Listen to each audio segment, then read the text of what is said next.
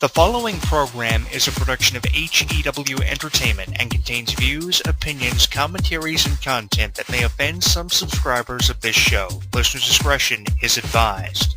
It's that time once again for HEW Entertainment Radio. And that's all I got to say about that. Hosted by Jonathan Clarke. You beat the man! You gotta beat the man! Whoa! Be sure to join us in the live chat room during the show. Hulkamania is running wild like it's never ran before.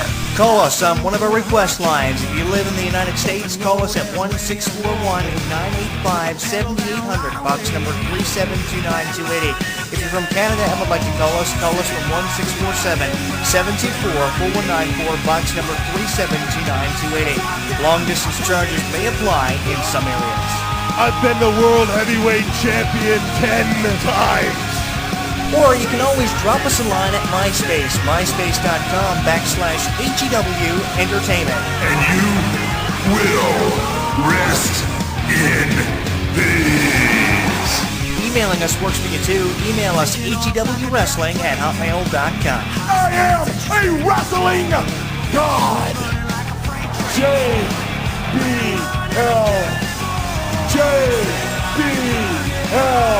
And now, without any further ado, here is your host of HEW Entertainment Radio on the official website of HEW Entertainment, Jonathan Clarke.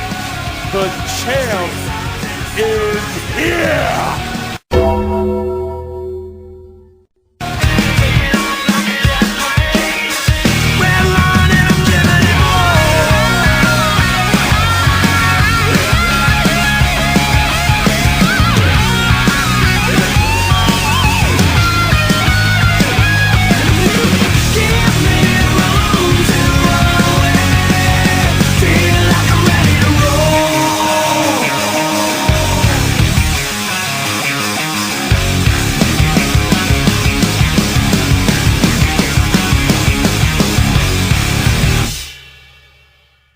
Streaming live on YouTube, Twitter, and Facebook. HEW Entertainment Radio is inviting you to comment on our video blogs, join the conversation, and like us. So what are you waiting for? Log on and listen now.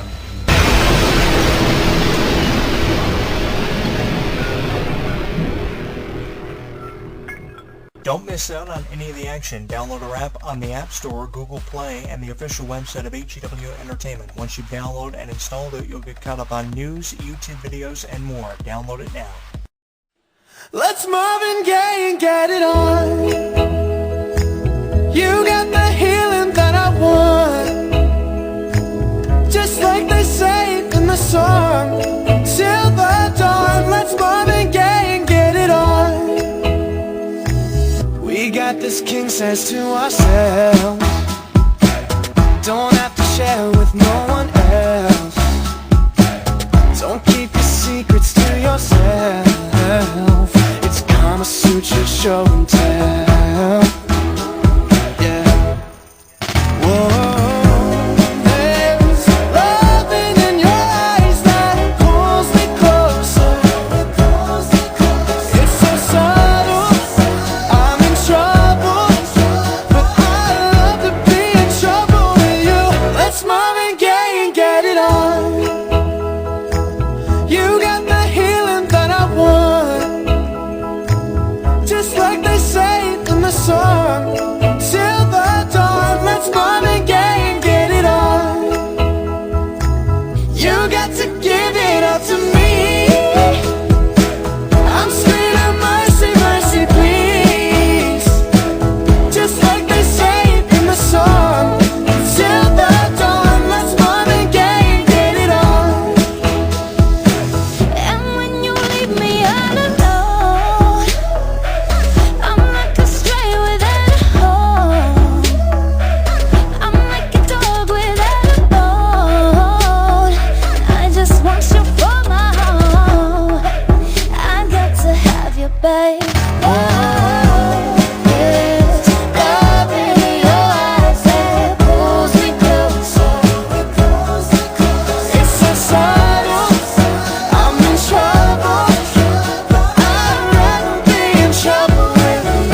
Let's Marvin Gaye and get it on. Ooh, baby, I got that healing that you want, yeah. Like they say in the songs, on to the dawn. Let's Marvin Gaye and get it on. Let's Marvin Gaye and get it on. You got that healing that I want, just like they say in the song. Till the dawn, let's Marvin Gaye, get it on, babe. You got to give it up to me.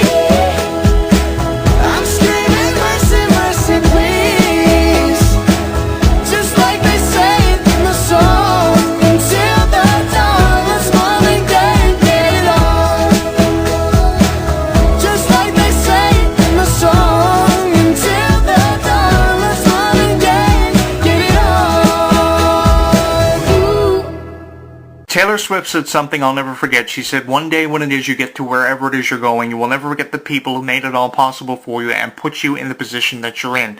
Taylor Swift obviously not forgetting about her fans, and deservingly so. How can you forget about your fans when they've made everything happen for you over at least the last 2 years? Ever since the release of her album 1989 Bad Blood in 2014, that album has won more awards for Taylor Swift than any album she has previously released, and I think everybody who's a fan of Taylor Swift has something to be proud of, because you people are some of the smartest people in the world who are never given enough credit. You are putting Taylor Swift over, and deservingly so.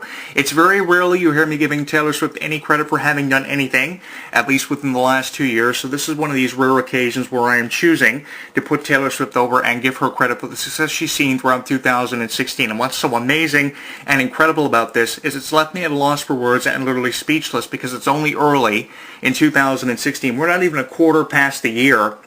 That's 25% looking at a percentage value of how much of the years passes by. And already Taylor Swift has accomplished more than any other celebrity has throughout 2016. Now, how does 2016 differ, you may wonder, from 2015, 2014?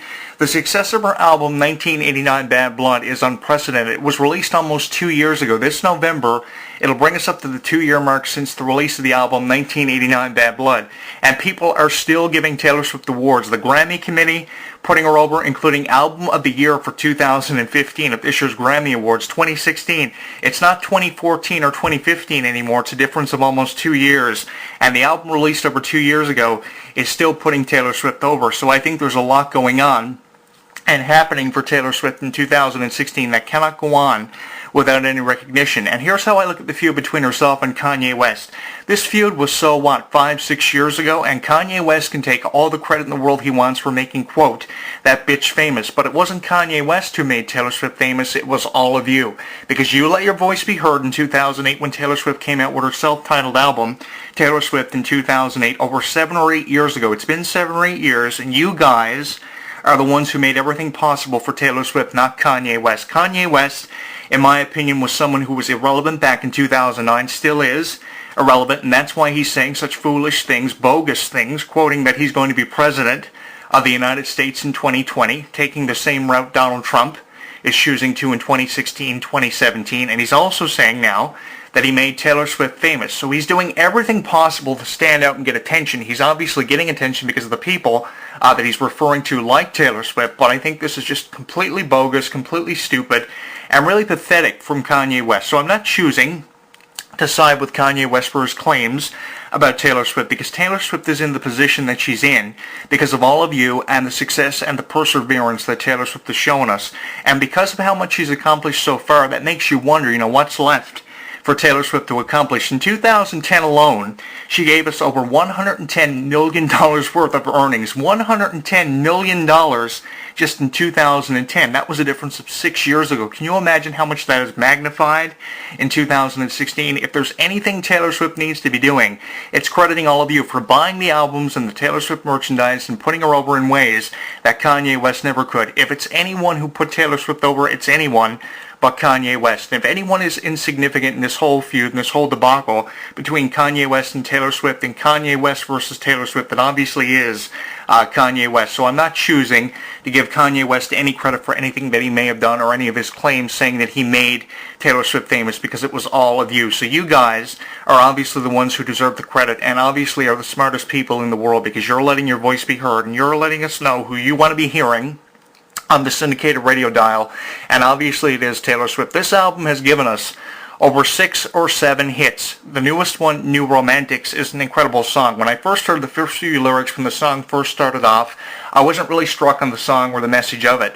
But once the song went through it, probably by a minute and a half into the song of the 4-minute song, I said, this song is really catchy. The lyrics, the chorus, everything fell into place for me, and it was a great way of following up hits like Wildest Dreams. That was about the 6th or 7th hit at that time Taylor Swift had dropped off that album, following in the footsteps of songs like Style, Bad Blood, Shake It Off, which was really the premier single off that album. And that was dropped back in 2014. And that was when people said the image of Taylor Swift had drastically changed from a few years ago. Obviously a very different sound, very different image coming from Taylor Swift. And I think that's where the majority of the criticism definitely came from, was how much Taylor Swift's image had changed up. But I mean, who hasn't tried to change their image, trying to better themselves over the last 4 or 5 years? Everybody has tried to do it. Miley Cyrus was one of the first ones to do it. Ariana Grande is trying to do it now. Elizabeth Gillies is another one trying to do it. Even Gwen Stefani is trying to change her image now in 2016. Don't know how much that's working for her, but everybody has tried to do it. And I think that, some have been successful at it, and others on the other side of the coin haven't been so successful. Selena Gomez, Demi Lovato, all been successful. Miley Cyrus, not so much. But the thing is, I think they're just trying to do it to better themselves, and obviously Taylor Swift is no different from anyone else. She's different in the way she's trying to perceive herself, because people are saying that Taylor Swift has changed, but at the end of the day, no matter who is trying to change their image, they are accomplishing their goal, because they are getting attention from all of us. If they weren't getting attention from all of us, and we weren't putting them over on sites like YouTube, which provide us with the opportunity to let our voices be heard, then their purpose would pretty much be being defeated through changing their image and distributing these albums in the way that they are. Everybody was so critical over Miley a few years ago. Everyone was so critical over Ariana Grande, but this space theme from Ariana Grande seemed to be working. So changing the image considerably from Taylor Swift being a country girl into a pop icon obviously worked, in that she tried to transition between pop and country and go back simultaneously between the two. Highway Don't Care with Keith Urban and Tim McGraw obviously was looked at as Taylor Swift's return to country music and her original routes. That worked, and then she went back to pop. And 1989 Bad Blood has given her more success than any previous Taylor Swift release, at least over the last 6 or 7 years. I have given